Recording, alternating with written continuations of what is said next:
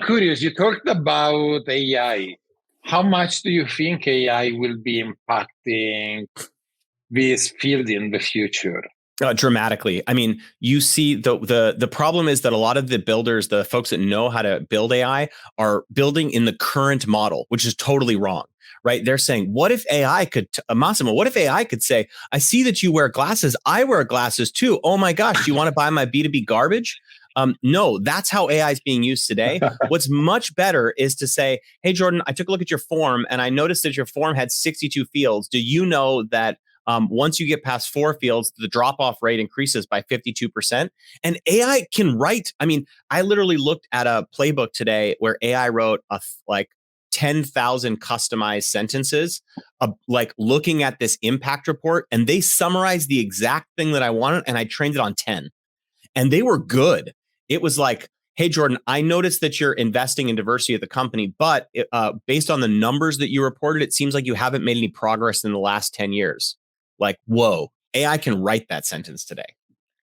It's crazy. I'm playing with OpenAI, and it's crazy how good it can get at writing customized text, like scraping some pages, extracting data, and generating outbound messages or whatever.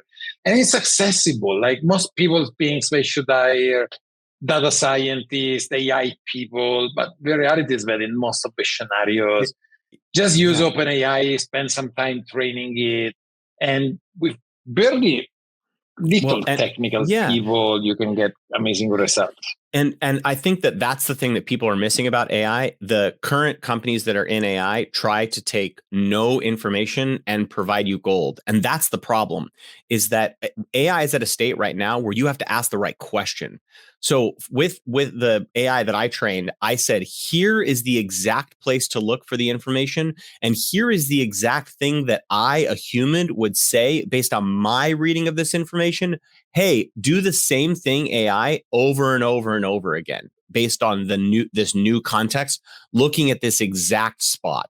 So I'm not saying like, here's Jordan, tell me what I can say to Jordan to hack his attention.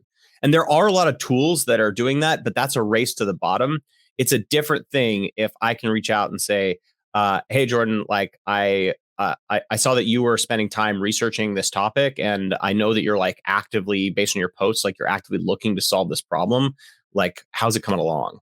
And AI will soon be able to do that thing, but we need to ask better questions of AI today to get it to do the things that we really want, which is not the buyer's attention. We want to talk about the buyer's problem. Yeah, totally agree. And I have another question. I love the approach of providing value for free as a way to to feed the funnel. That's something that in the past we tried with different strategies, different kind of value that we were providing, and it did work very well. And it's like Ryan D's description of selling as dating. So you would never go to a nice girl and tell her, "Hey, how would you name our children?" You have to first like start chatting, then asking her number. Otherwise, you enter the free zone if you are the guy that always give everything for free and never ask for. Yeah. The way that I talk about this is a good point. Like I was walking the other day and there was this woman that was like carrying a really heavy cooler down the stairs. And so all I had to say is, can I help? Now, if I had knocked on that door 2 minutes earlier and said, hey, my name is Jordan. Do you have any heavy things that you need carried? It's like, no, go away. Like, that's the craziest message ever. But while they were struggling, I'm like, can I help? And she's like, sure, like, great. And it was seamless. And so I think that we can get to that place, but we need to like systematically structure the questions that we ask, how we find people, and the list that we pull to be able to deliver that type of a message. And so I think that like a perfect example of how you might do this at Breadcrumbs.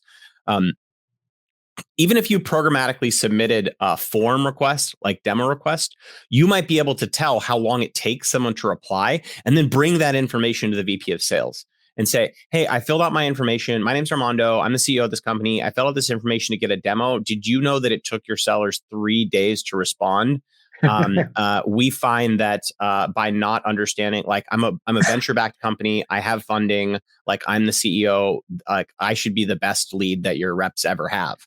So like, did you know that X number of deals fall off when you leave that response time? Like you probably should have scored me differently. Very interesting you mentioned this. This is something we are actually testing right now. Not yet in the phase of doing it programmatically, yeah, but it's exactly what we are testing right now. And in terms of providing value upfront for free, is there some kind of value, let's call it lead magnet, that you find more effective? Is it content? Yeah. Is it data? Well, yeah. Is it free tools? Yeah, I think that the problem we have with content is we think, hey, Jordan, I just wrote this 62-page thing on this garbage thing. Like, you want to read it? It's like, no, I fucking don't want to read your thing. Like, no way. So like, let me talk to you about how I'm creating programmatic content. So I have a million jobs in my database, of a little more than a million that are closed, that I know are closed, that have been filled or removed. What I did is I took all that data and I matched that data to people. So I said, this job closed at this date from this company at this, and then this person started at this company with about this same title, and then marry that data set. And I'm going to spin up programmatic pages so sales reps can go on my site, and instead of prospecting by a title, they can actually prospect by a description in a job. So you want to go after the people that are responsible for contact scoring. You don't have to be like, I'll just like spam all the demand gen. You can send a message like, hey, Jordan, I saw what looked to be your closed job description, and it seems like one of the things that you're responsible for is figuring out the contact scoring model at blah, blah, blah. How's that coming along? And that's going to be free. I'm going to give you the email address. I'm going to give you the LinkedIn information. I'm going to give you the job. I'm going to give you the person. I'm even going to give you a template of what to write to that person. And I'm going to build all of those sites programmatically so an SDR can spend time on that. I'm not going to charge for any of that, right? That is just an awareness play. It's just to say, I'm thinking about things to fix this problem. And that's what value looks like, I think, ahead of time. And then I can even send lists to people and say, yo, what's up, Breadcrumbs? Here are the people that are actually responsible for contact scoring at these companies. I thought this would be helpful to you. Like, go contact them. Bye. And then some people are going to come back and be like, hey, Jordan, this free thing that you did amazing. What would it be like if I paid you? And they're going to come back and pay me. I'm sold. Yeah, I think ebooks, webinar, these things nowadays, there is an overload of them. And very often, we write these crazy ebooks, 20 pages long. Yeah. But actually, even if they read it, it just like make the times before you can reach out to them again longer. Because even if they read it, it will take them 2 weeks to read that 52 pages ebooks. Yeah. I'm a big fan of code as content.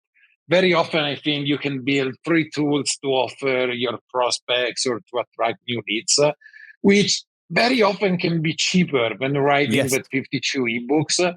And you can do product launches, you can do more marketing. It just works great. I mean, a perfect example of this is like, you guys should spin up some fake LinkedIn profiles of people at venture funded companies. And then you should create a system where you can go score. Like, people can enter in that information in their lead forms as VPs of sales and see how quickly. So like a black box testing service where you're like, do you want to see how good your sales reps do? Here are like LinkedIn profiles of people at different levels of seniority with different titles. Here's all their like contact information, their emails. We registered domains, like we got them funded, and then, I don't know, maybe you say like, I worked at a different company.